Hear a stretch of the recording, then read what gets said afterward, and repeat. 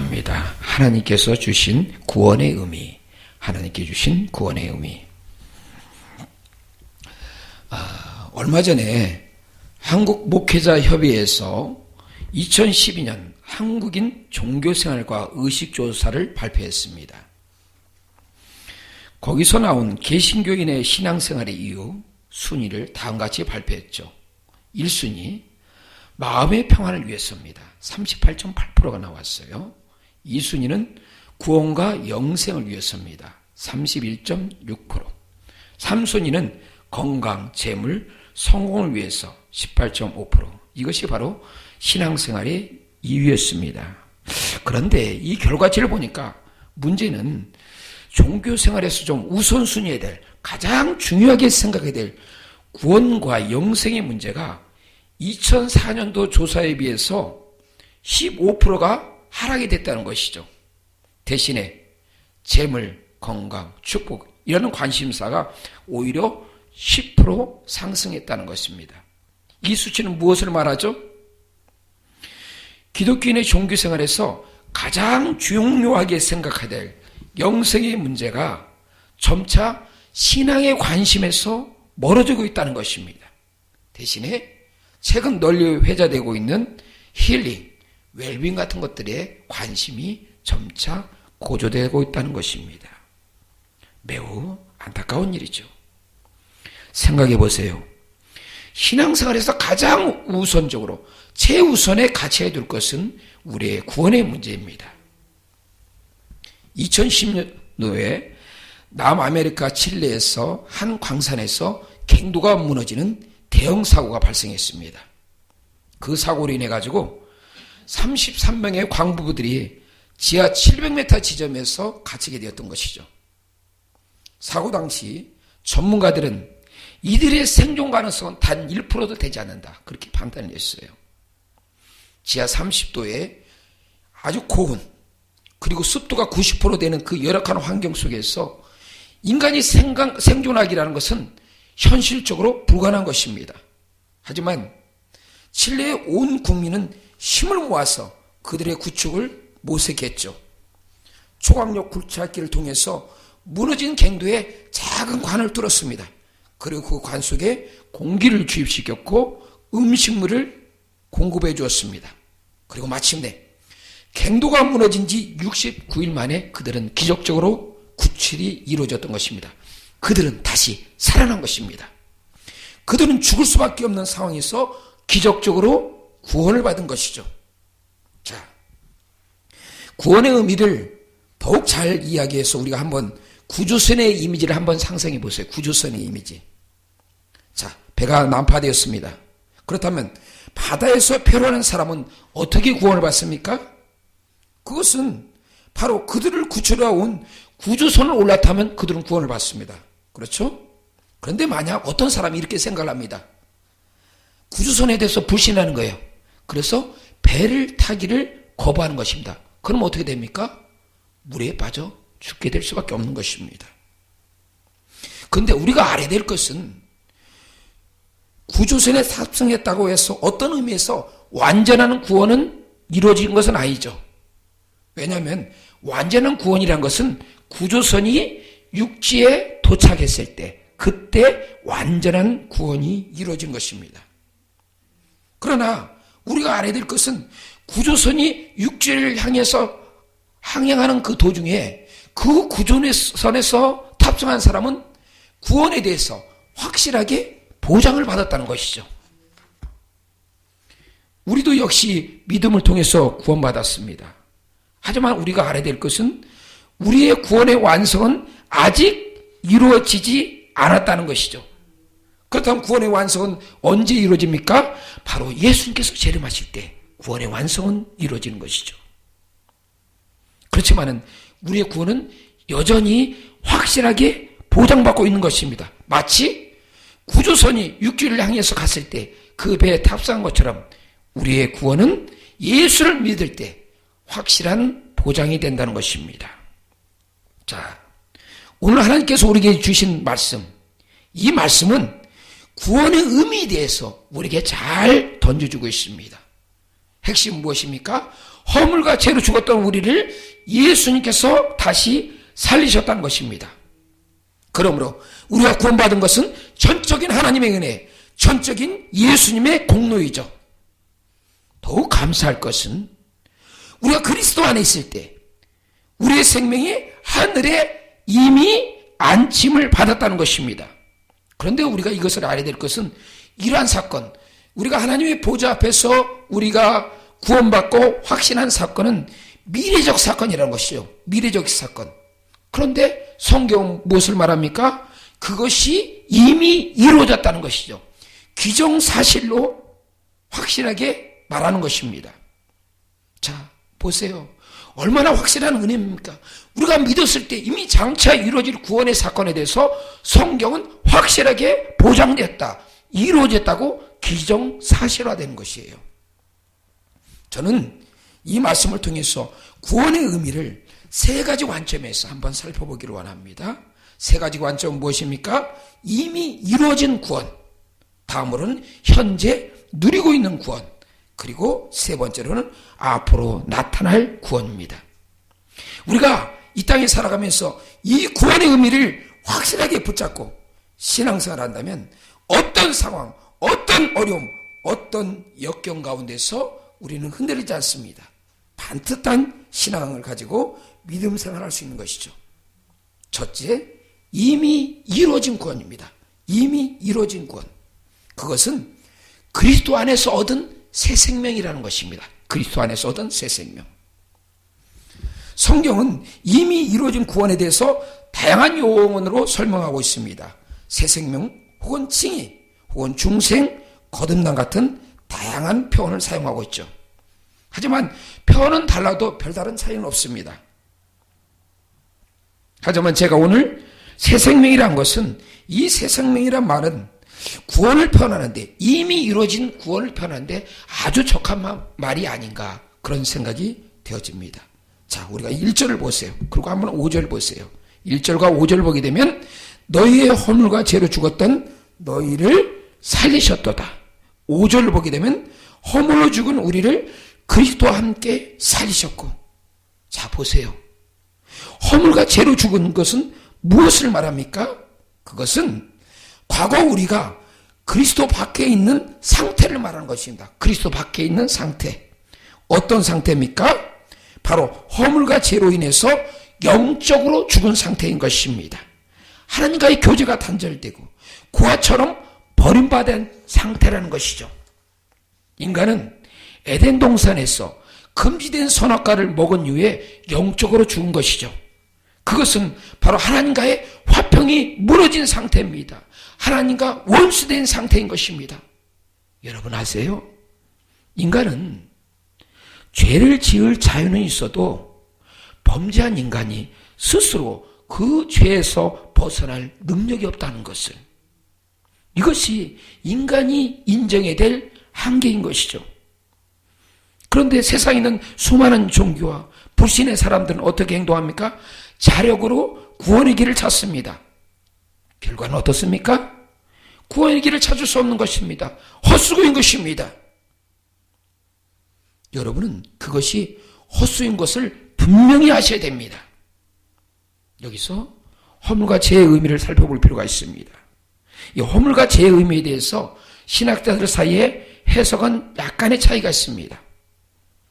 초대 교부였던 어거스틴 의견을 들자면, 어거스틴은 허물을 부주의한 죄, 죄를 고의적인 죄라고 해석하고 있죠. 그런데 이런 허물과 죄가 우리 일상에 들어오면 어떤 문제가 발생이 됩니까? 이 허물과 죄가 우리 일상에 들어온다면 그것은 관계 파괴가 발생되고 인간관계 속에서 상처가 발생한다는 것이죠. 얼마 전에 제가 TV에서 개인의 가정 문제의 상담을 통해서 해결해주는 내용을 보았습니다. 사실 개인의 가정 문제를 언론에 공개한다는 것, 그리고 가정의 부끄러운 일을 드러낸다는 것은 쉬운 일이 아니죠. 그런데 타인의 도움을 받아서 해결받는다는 것, 그것은 매우 어려운 결정이었을 것입니다. 그럼에도 불구하고 방송을 통해서 공개한 것은 그 가정의 상처의 골이 매우 깊었기 때문인 것이죠. 그들 스스로 치유가 불가능하다고 판단했기 때문인 것입니다. 거기서 문제를 제기한 부부는 38년 동안 순탄하게 결혼생활하는 부부였습니다. 한마디로 문제가 발생하기 전에는 인고 부부의 소리를 들었던 가정이었던 것이죠. 그런데 문제가 발생했던 것입니다. 어느 날 남편에게 바람이 들어갔던 것이죠. 그러자 그는 자기 아내를 만족하지 못한 것입니다. 그래서 다른 여인에게 눈을 돌린 것입니다. 그리고 넘지 말아야 될 손을 넘었던 것이죠. 이와 같은 남편의 외도는 어떻습니까? 부부간의 화목된 관계가 깨진 것이죠. 이로 인해서 아내는 심각한 정신적 충격을 받았고 삶의 의욕을 상실했습니다. 남편에게 물었습니다. 왜 그랬느냐? 그랬더니 남편은 나름대로 아내에 대해서 불만을 가졌어요. 남편이 생각하기를 아내는 너무나 자기중심적인 그런 생각을 가지고 남편을 대했다는 것이죠. 하여간 어땠든 간에 남편의 허물은 결론적으로 부부간의 화평을 결정적으로 깼던 것입니다. 하지만 그 프로그램 방향을 보니까 여러 상담사들이 집중적으로 상담을 해줬습니다. 그리고 치유하는 부분에 많은 도움을 해줬죠. 그래서 그 가정은 이혼 위기에서 벗어났고 어느 정도 회복의 길을 걷고 있었다. 그것이 바로 그 스토리입니다. 여기서 우리가 알 수 있는 것은 무엇입니까?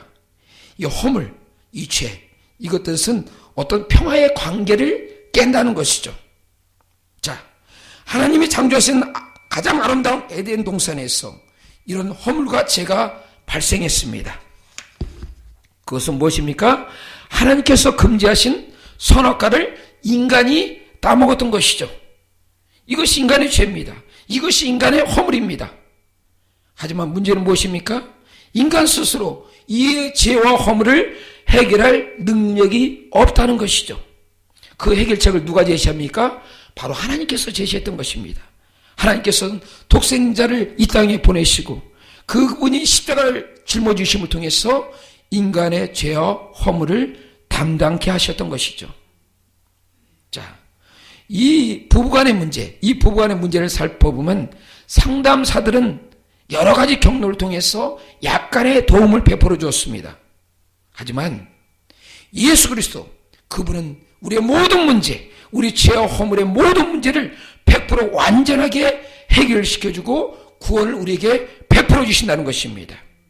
그리고 하나님과의 원수된 관계를 완전히 회복시켜 주신다는 것입니다. 그리고 죄와 허물로 죽이고 이미 죽은 우리를 다시 살리신다는 것이죠. 오늘 말씀 2절과 3절은 하나님을 떠난 인생들의 모습, 하나님을 떠난 인생들의 모습이 어떠한 모습인가, 그것을 세 가지로 표현하고 있습니다. 어떤 모습입니까? 2절, 3절 보게 되면 이 세상의 풍습을 쫓고 공중의 권세 잡은 자를 따르고 육체와 욕심과 육체와 마음에 원하는 대로 사는 것, 이것이 하나님을 떠난 인생의 라이프 스타일이에요. 그들의 라이프 스타일은 어떤 스타일을 갖고 있습니까? 자기중심적인 악한 삶의 스타일을 갖고 있다는 것입니다. 자, 구약의 대표적인 악한 왕 누굽니까? 아합을 둘 수가 있죠. 그는 철저히 자기중심적인 삶을 살았습니다. 그래서 성경은 아합에 대해서 이렇게 표현하고 있습니다. 오므리 아들 아합은 그 전에 모든 사람보다 여호와 보시기에 악을 더욱 행하여 그는 아주 자기중심적인 인생을 살았습니다. 그렇다면 이 본문을 우리가 비교하면서 그가 어떻게 이 세상의 풍습을 쫓았습니까? 그는 세상에 거짓된 것, 헛된 것, 허무한 것, 유행을 쫓았던 것이죠. 한 예로 당시에 아수르 제단은 웅장하고 멋있었습니다. 그래서 아합은 그 웅장한 아수르 제단을 모방하기 위해서 하나님의 거룩한 성전의 제단을 임의로 바꿨던 것이죠. 한마디로 말해서 세상의 유행을 아합은 쫓은 것입니다. 하나님이 정하신 제단 모양을 자기 멋대로 아합은 바꾼 것입니다. 악한 행동 아닙니까? 오늘날에 있어서 이 세상에 풍습을 쫓는 사람들이 많이 있습니다. 외형적인 화려함, 어떤 세상의 거짓된 스펙, 또한 이런 세상의 명예를 쫓는 것들, 이런 것들이 바로 세상의 풍습을 쫓는 악한 행위인 것입니다. 요즘 들어 인사청문회가 정치의 주요 이슈로 제기되고 있죠. 사회적으로 존경받고 명망이 높은 후보자들이 장관이나 총리가 되기 위해서는 인사청문회를 통과해야 됩니다.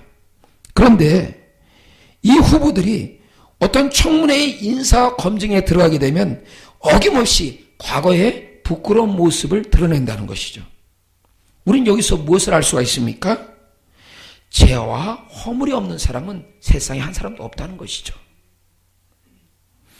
얼마 전 제가 나이든 할머니를 거리에서 전도한 적이 있습니다. 전도하면서 인간은 모두 죄인입니다. 할머니 역시 죄인입니다. 그러므로 예수 믿고 구원받으셔야 합니다. 라고 이렇게 전도를 했습니다. 그랬더니 그 할머니는 그렇게 얘기합니다. 나는 죄인이 아니야. 나는 남에게 피해를 입히지도 않고 착한 일을 하면서 살았어. 이렇게 하면서 자기는 죄인이 아니라고 항변하는 것입니다. 그렇습니다. 예수를 모르는 사람, 불신자들의 무지는 무엇입니까? 그것은 자기 자신이 죄인이라는 것을 모른다는 것이죠. 자신이 허물 있는 존재라는 것을 발견하지 못한다는 것입니다. 우리의 죄인된 모습 어디서 발견합니까? 바로 십자가 앞에서. 십자가 앞에서 우리는 우리 죄를 발견하는 것이죠. 하나님의 말씀 앞에서 우리가 살펴보면 우리는 죄인 것을 발견할 수밖에 없는 것입니다. 다음으로 아합은 어떻게 공중의 권세 잡은 자를 따릅니까? 대표적인 것을 말한다면 아합은 바알을 섬겨서 숭배했습니다. 바알 위에서 단을 쌓고 아세라 목상을 만든 것이죠. 바알은 우상 아닙니까? 바알은 비와 풍요를 상징하는 신입니다. 이스라엘 백성들은 바알을 숭배한 후에 뒤풀이로서 가증한 음란한 행위도 함께 벌였던 것이죠. 그들은 그것을 즐겼던 것이에요. 그런 행위는 어떤 것을 가리킵니까? 사단을 숭배하고 종노릇한 것이죠. 공중의 권세 잡은 자를 따르는 것입니다. 오늘날도 이러한 사단을 숭배하면서 공중의 권세 잡은 자를 따르는 사람이 얼마나 많이 있습니까? 어떤 나라에서는 사단을 숭배하는 교회가 있답니다. 물질의 노예가 되는 것 역시 사단의 종노릇하는 것이죠. 우리가 물질에 대해서 어떤 책임을 받았습니까? 물질을 잘 관리하고 청지기적인 사명을 가지라고 했지 물질의 노예가 돼서는 안 된다고 주님께서 말씀하지 않습니까? 자, 다음으로 아합의 육체의 정욕 어떤 스타일로 나타납니까? 결정적인 것, 나봇의 포도원을 불의한 방법으로 빼앗지 않습니까? 자, 왕 보세요. 모든 재산이 다 자기 것입니다. 그 관리하는 포도원이 얼마나 많습니까? 그런데 아합은 이 작은 서민의 포도원이 탐이 나서 그를 모함했고 불법으로 그를 참탈했지 않습니까? 육신의 정욕 아닙니까? 육체의 마음대로 하는 것이 아닙니까? 자, 보세요. 그럼에도 놀라운 것은 하나님께서 우리의 이러한 죄와 허물이 많은 우리를 불쌍히 여겨주셔서 우리를 위해서 위대한 일을 행하셨다는 것이죠. 바로 그것은 하나님께서 흑암의 권세 안에서 방하는 우리에게 우리를 건져내신 것이죠. 그리고 하나님의 사랑의 나라의 아들로 우리를 옮기셨다는 것이죠. 그리고 그 아들 안에서 우리를 구속받게 하시고 그 아들 안에서 우리가 제사함을 얻게 하셨다는 것입니다. 여기서 옮기셨다. 이것은 과거 시제를 말하고 있습니다. 과거 시제. 과거 시제는 어떤 것입니까? 이미 결정적으로 옮기셨다는 것이죠. 바로 예수 믿는 우리는 사단의 어둠과 권세에서 결정적으로 해방됐다는 것이죠. 하나님의 아들의 주권이 통치하는 나라로 우리는 결정적으로 옮겼다는 것입니다. 이것은 하나님의 은혜입니다. 이것은 하나님의 사랑입니다. 우리는 이것에 대해서 감격을 경험해야 됩니다. 정말로 구원해 주시니 감사합니다. 구원해 주시니 감사합니다. 이 고백을 우리는 날마다 하나님 앞에 해야 돼요. 그럴 때 하나님의 은혜가 우리한테 임할 것입니다. 자, 예수님이 죽었던 우리를 살리셨다는 그 의미, 우리는 생각할수록 우리에게 큰 도전이 되지 않습니까? 그런데 우리가 알아야 될 것은 이러한 모든 것들은 예수님의 죽음과 부활이 먼저 전제된 것입니다. 그는 우리를 죄를 위해서 죽으셨고 우리의 의를 위해서 다시 사신 것입니다. 그러면 우리는 예수 그리스도를 주님으로서 구주로 믿고 영접하면 우리는 죄에서 자유함을 얻는다는 것입니다. 의롭다함을 얻는다는 것입니다. 여기서 의는 법정적인 의미를 갖고 있죠. 법정적인 의미는 무엇입니까? 우리가 죄인임에도 불구하고 법정에서 우리가 너희는 의인이다 선포하면 우리는 의인이 되는 것입니다. 그렇습니다. 우리 죄가 주홍 같을지라도 눈과 같이 휘어진다고 했습니다. 진홍같이 붉을지라도 양털같이 된다고 했습니다. 주님께서 말씀하십니다. 너희 죄를 도말시켜 주겠다. 주님께서 말씀하십니다. 너의 모든 죄를 나의 등 뒤에 던져버리겠다. 다시 기억도 안 하신다는 것입니다. 우리는 이 은혜, 이 사랑, 이 긍휼함을 받았기에 죄와 허물에서 자유함을 누린 것입니다. 이것은 하나님의 은혜의 선물인 것이죠. 그래서 오늘 말씀에서 8절 말씀에서 어떤 말씀입니까? 8절 말씀 우리 다 같이, 이건 너무나 귀한 말씀입니다. 다 같이 읽겠습니다. 시작. 너희는 그 은혜를 인해서 믿음으로 말미암아 구원을 받았나니 이것이 너희에게서 난 것이 아니요 하나님의 선물이라. 아멘. 이것은 하나님의 선물입니다. 그렇다면 이 은혜, 이 사랑을 받고 우리는 거기서만 머물러야 됩니까? 아닙니다. 이제 하나님의 창조의 목적에 맞는 삶을 회복해야 된다는 것입니다. 그러므로 둘째로 우리가 현재 누리는 구원, 현재 누리고 있는 구원은 그리스도 안에서 완전한 자로 세워지는 것, 그리스도 안에서 완전한 자로 세워지는 것입니다. 자, 구원받은 그리스도의 삶, 그것은 구원받은 것, 단순히 지옥과 심판만 면하는 것, 그 자리에서 머물러서는 안 된다는 것이죠. 하나님의 기대에 부응하는 삶을 살아야 된다는 것입니다. 하나님의 선한 목적에 맞는 삶을 살아야 된다는 것입니다. 그것이 무엇입니까? 그것은 바로 그리스도 안에서 완전한 것이죠. 10절 말씀 보겠습니다. 10절 말씀. 이것이 우리의 목적이 되어야 돼요. 시작. 우리는 그가 만드신 바라 그리스도 예수 안에서 선한 일을 위해서 지으심을 받은 자니 이 일은 하나님이 전에 예비해서 우리로 그 가운데서 행하게 하려 하십니다. 아멘. 자 보세요. 여기서 보게 되면 하나님께서 우리를 향한 기대치 좀 높지 않다고 생각하세요? 맞습니다. 하나님께서 우리가 바라는 기대치는 높습니다. 우리가 하나님의 자녀라면 적어도 그 정도는 우리가 갖춰야 되지 않겠습니까? 골로새서 1장 28절 말씀을 보게 되면 이 내용이 보다 구체적으로 나오죠.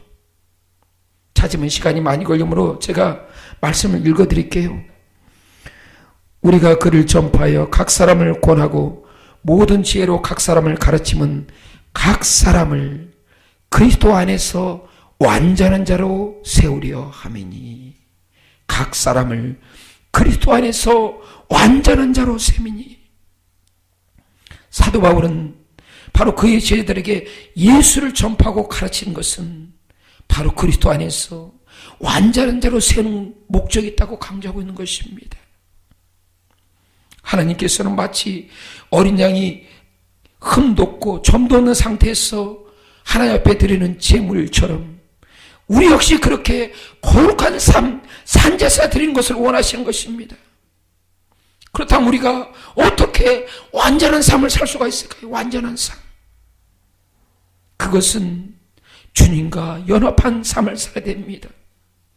로마서 6장 5절 말씀을 보게 되면 어떤 말씀이 나옵니까?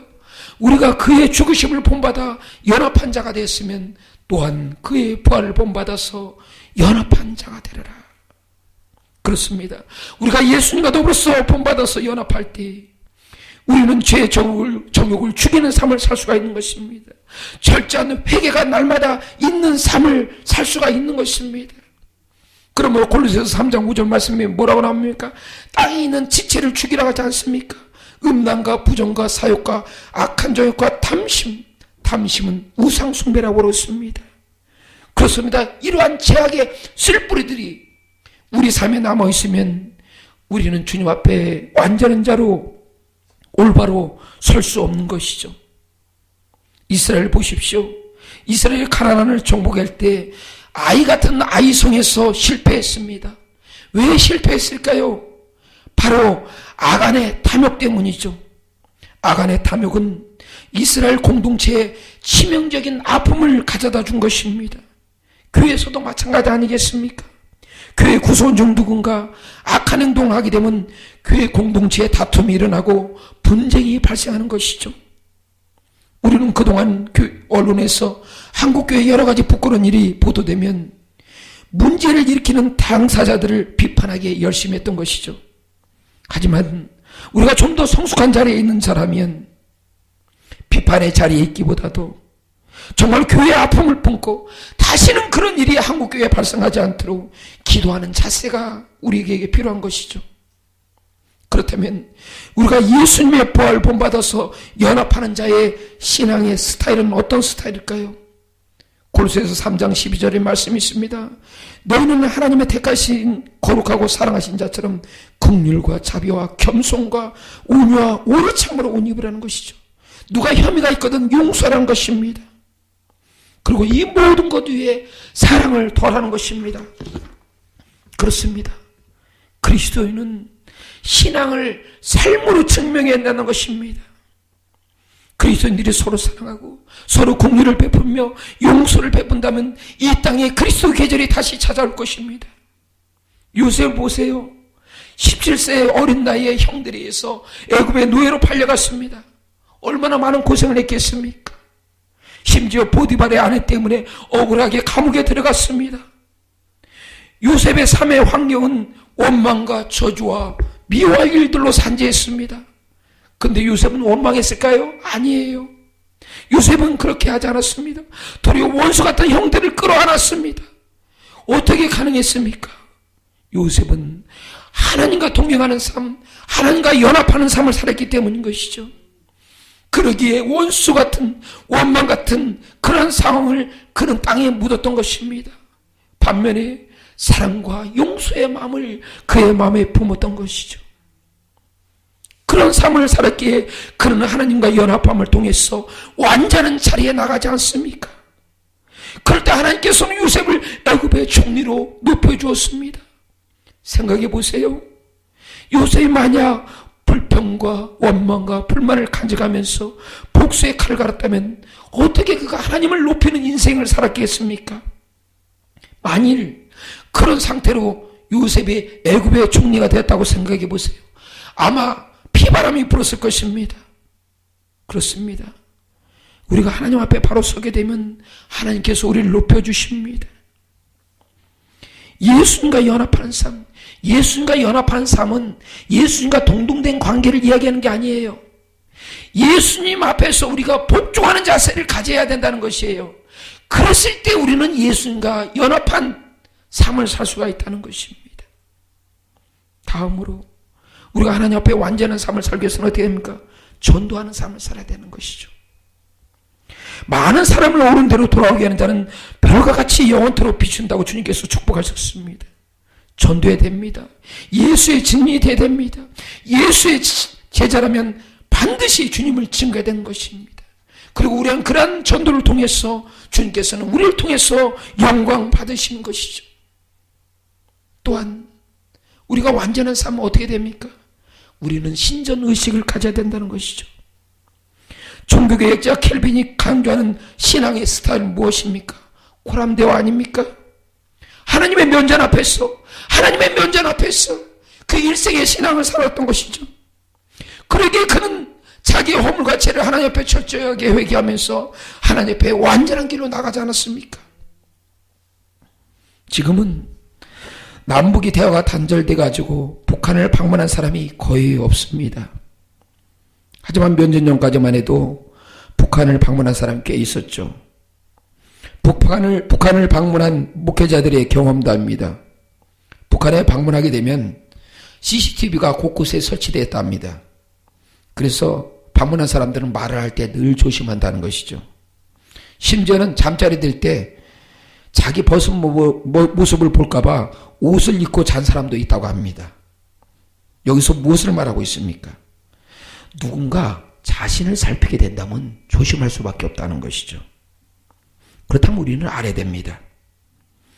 하나님께서는 우리의 행동하는 모습뿐 아니라 우리 마음까지도 살피고 계신다는 것이죠. 하나님께서는 CCTV보다도 더 완벽하게 우리를 감찰하신다는 것입니다. 그리고 우리가 그리스도의 심판대 앞에 서면 그것이 영상처럼 펼쳐집니다. 얼마나 두려운 일입니까? 그럼 우리는 더욱 상과 행실을 반듯하게 살아야 되는 것입니다. 항상 복종하고 두렵고 떨림으로써 너의 구원을 이루라고 하는 것이 우리의 신앙의 자세됩니다. 너희 안에서 행하신 이는 하나님이시니 자기의 기쁘신 뜻을 위해서 너희로 소원을 두고 행하신다. 이 말씀을 갖고 우리는 하나님의 기쁘신 뜻을 위해서 올바른 삶을 살아야 됩니다. 또한 우리가 하나님 앞에 완전한 자로 세움받기 위해서는 어떻게 됩니까? 선한 열매를 풍성히 맺어야 된다는 것이죠. 요한복음 15장을 보게 되면 우리가 과실을 많이 맺으면 하나님 아버지께서 영광을 받으신다고 하십니다. 선한 일을 열심히 하고 선한 사업에 부하고 나눠주기를 즐거워하며 동정한 자가 될 때 우리는 선한 열매를 풍성하게 맺을 수가 있는 것이죠. 우리가 이 믿음, 이 확신을 가게 되면 하나님께서 날마다 우리를 새롭게 해주시고 날마다 우리를 바꿔주시고 날마다 우리가 하나님 앞에 더 완전한 자로 주님께서 세워주신다는 것이죠. 그렇다면 이런 구원의 완성을 통해서 하나님께서 주신 상급은 무엇일까요? 그것은 셋째로 앞으로 우리가 누릴 구원인 것이죠. 앞으로 우리가 누릴 구원, 그것은 우리가 그리스도 안에서 그리스도와 함께 장차 영광을 누린다는 것이죠. 장차 영광을 누린다는 것. 이것이 오늘 읽어드린 6절 말씀 아닙니까? 그리스도 예수 안에서 함께 하늘에 앉으시니, 그리스도 예수 안에서 함께 하늘에 앉으시니. 자, 그렇다면 천국에서 우리가 누리는 영광 과연 어떤 것일까요? 먼저 우리의 몸이 바뀝니다. 우리의 몸이 어떻게 바뀝니까? 썩을 것이 썩지 아니할 것으로, 욕된 것이 신령한 몸으로, 약한 것이 강한 것으로, 육의 몸이 신령한 몸으로 바뀐다는 것이죠. 이것은 우리가 부활을 통해서 바뀌는 모습인 것이죠. 에스겔 37장을 보게 되면 마른 뼈들이 부활하는 환상이 나타나는 것이죠. 거기는 어떻게 나타납니까? 부활할 때 뼈들이 서로 붙고 뼈에 힘줄이 생기고 살이 오르고 가죽이 덮이고 생기가 돌아오는 것. 이것이 부활할 때 나타나는 형상인 것입니다. 다음으로 우리가 누릴 천국의 영광 무엇일까요?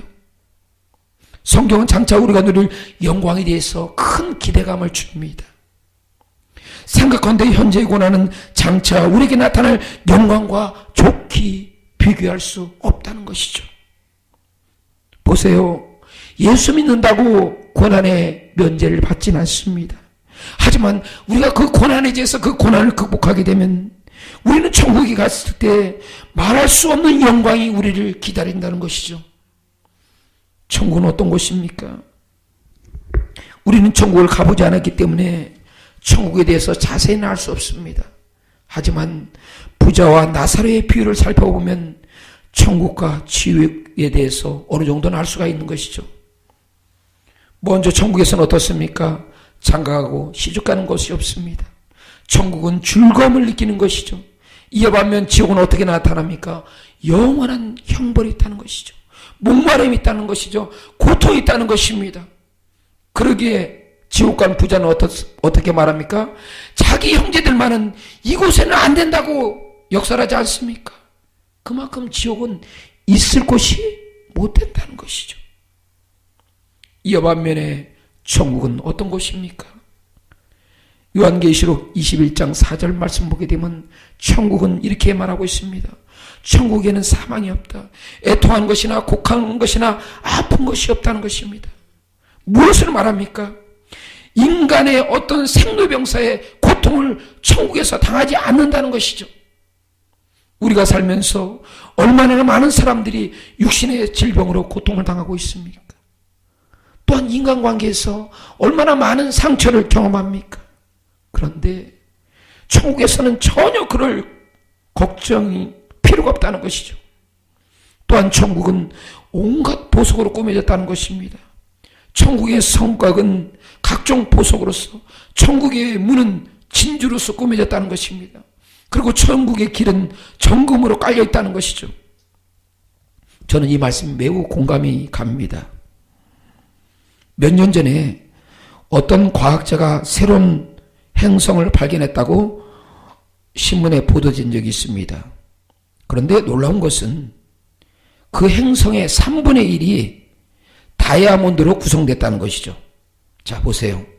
행성 전체가 3분의 1로 다이아몬드로 구성됐다면 천국 전체가 보석과 금은보화로 꾸며진 것은 얼마든지 가능하다는 것이죠. 하나님의 능력으로서는 얼마든지 가능하다는 것입니다. 그렇다면 이것은 어떤 교훈을 줍니까? 이 천국에서는 어떤 물질로 인해서 욕심낼 필요가 없다는 것이죠.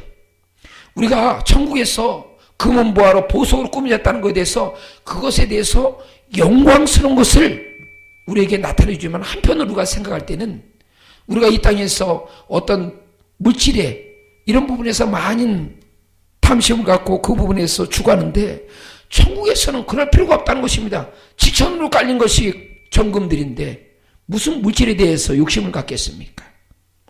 무엇을 말하는 것입니까? 거기에서는 진정한 부유함이 넘치는 곳이다. 천국은 모든 부유함이 넘치는 곳이라는 것이죠. 또한 천국은 어떤 곳입니까? 요한계시록 22장 1절에서 5절 말씀을 살펴보게 되면 이 천국에는 수정 같은 생명수의 강이 흐른다는 것이죠. 그리고 생명나무가 있어서 12가지의 실과를 달마다 맺힌다는 것이죠. 또한 그 생명나무의 잎사귀들은 만국을 소송케 한다는 것입니다. 무엇을 말하는 것입니까? 천국은 우리의 육신뿐 아니라 우리의 영혼까지 풍성하게 채울 수 있다는 것입니다. 우리의 영혼까지. 자, 이스라엘 백성들이 출애굽하고 나서 홍해를 건너서 사막을 행진했습니다. 그런데 사막을 행진하고 나서 어디를 경험합니까? 마라의 고통스러운 지역을 만나게 되죠. 그러고 나서 그 마라 지역을 지나고 나서 어디를 도착합니까? 엘림이라는 곳. 엘림이라는 곳을 발견해야 됩니다. 이 엘림 부분을 방문하니까 거기는 물샘 12이 있었고 종려나무 70주가 있었던 것입니다. 그래서 그들은 거기서 목마름도 해소했고 또한 나무 그늘에서 잠시나마 기쁨을 누렸습니다. 그렇다면 천국은 어떤 곳일까요? 이 엘림이라는 그 오아시스보다도, 그들이 느끼는 어떤 즐거움보다도 10,000배 이상의 영혼을 소송케 하는 기쁨을 누릴 수 있는 장소가 바로 천국이라는 것이죠. 또한 천국은 어떤 곳입니까? 거기는 저주가 없습니다. 거기에는 하나님의 영광이 있습니다. 거기에는 밤이 없습니다. 햇빛도 쓸데가 없는 것이죠. 왜냐하면 하나님의 영광이 영원토록 비추기 때문인 것이죠. 우리가 장차 천국에서 누리는 기쁨은 상상조차 하기 어렵습니다. 여기서 우리가 왜 천국에 가야 되는 것인지 그 이유가 나타나는 것이죠. 무엇입니까? 하나님의 영광이 있게, 하나님의 영광을 우리는 직접 바라볼 수가 있게 되지 않습니까?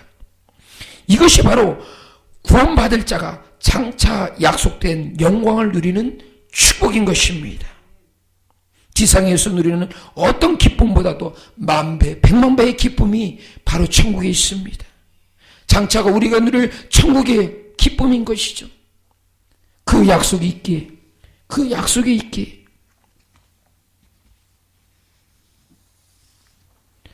사도 바울은 죽도록 충성하면서 하나님의 영광을 바라고 즐거워했던 것이죠. 그 약속이 있기에 스데반은 돌에 맞아 순교했지만은 하나님의 영광을 바라고 즐거워했던 것이죠.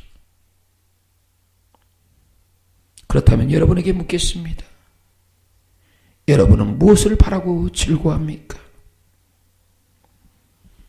여러분은 이 천국의 소망을 간직하고 계십니까?